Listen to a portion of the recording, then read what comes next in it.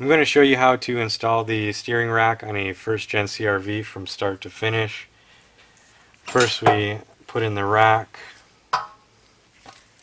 slip in this side first, and then have this turned all the way that direction to make this as short as possible, and then keep this low underneath here, and it just slips right in.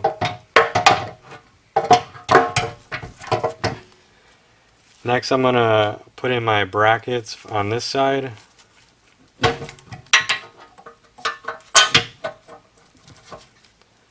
then the rubber bushing.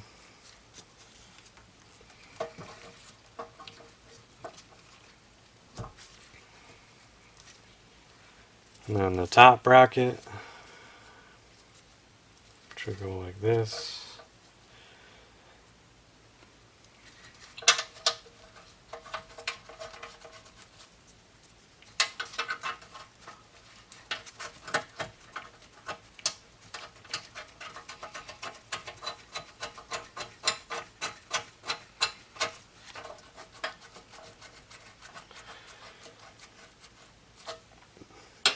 Now that that bracket is in, we got to put this on before we put any more bolts in.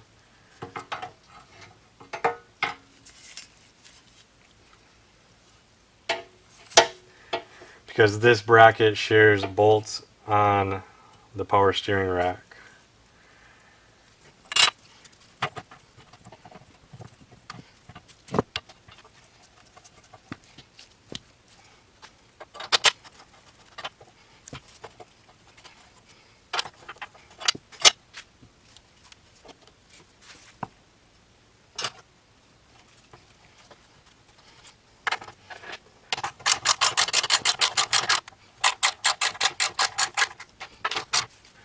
Alright, I was able to get these two bolts in using these aftermarket racks. They definitely weren't like perfect alignment, but I was able to get them. So lastly, we have just these 4 bolts.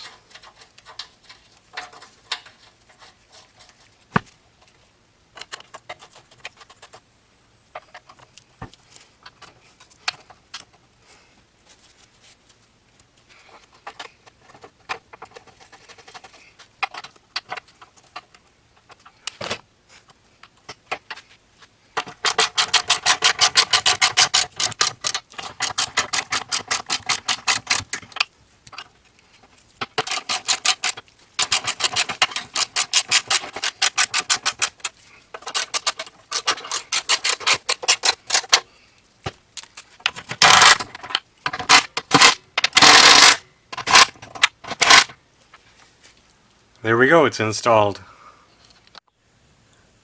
Alright, so the subframe is ready to go in. So just regarding these bolts, there's 4 long ones and 4 short ones. So these 2 are long. This one is short. This one is short. And this one's really short. So if anybody needed to know that, that's how these bolts go. So I'm going to go ahead and get this thing underneath there and get the control arms out, because those are going to have to bolt in right afterwards because they share some bolts. So let's go ahead and get her done.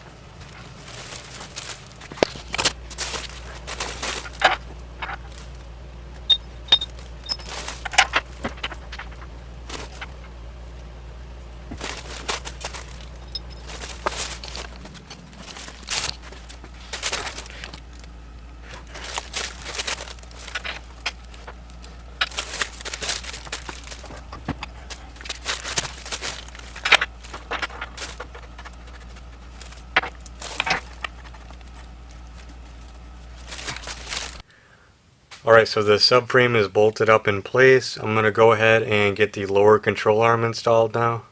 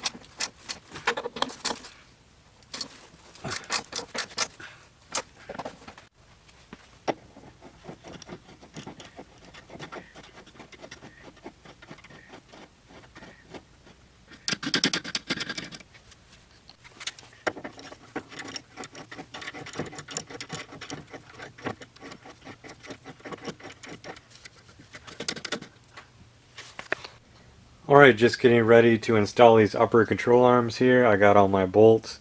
I painted the heads black, and then I also 3D printed these plastic washers here because they're going to go in the engine bay. And I don't want to mess up that fresh paint, so I'm going to go ahead and get this installed.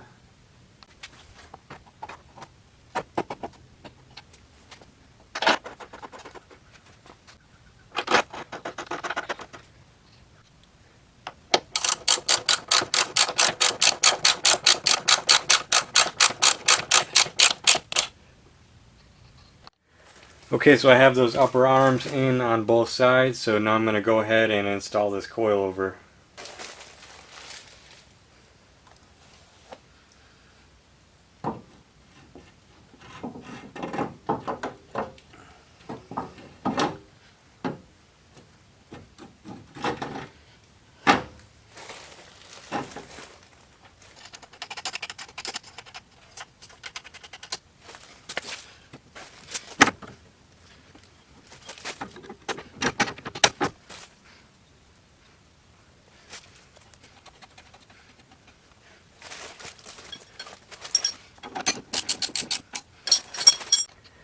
Alright guys, so everything is coming together really nicely.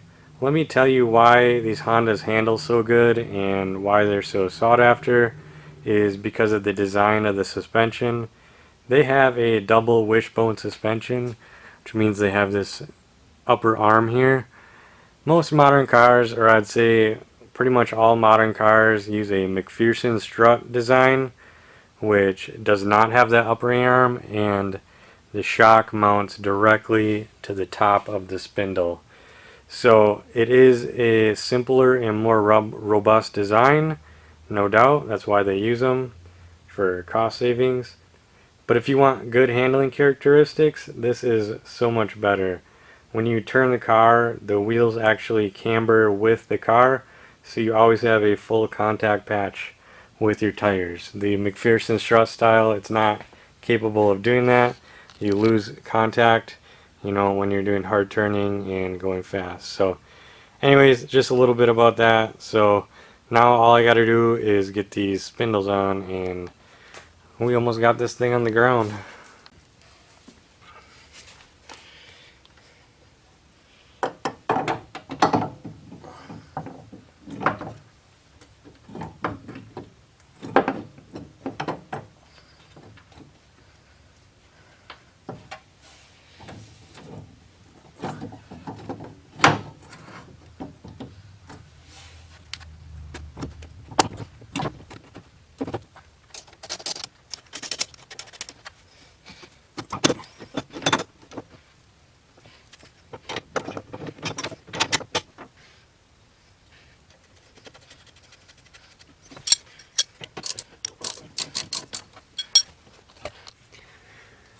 Okay, my snap ring pliers came in from Amazon, $13 delivered overnight, which is pretty crazy. I tried every which way to do it without these, but I just couldn't get it, so let's get this on finally.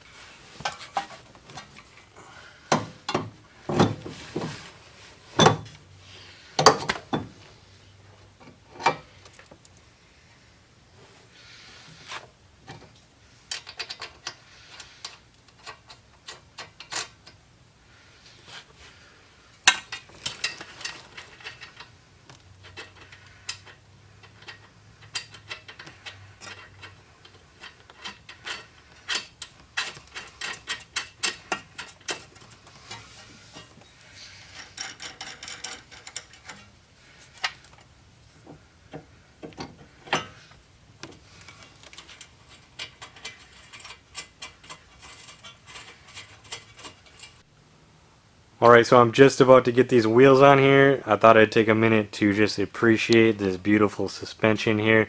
We got our max speeding rods coilovers. Those things are looking amazing. And just all these new parts.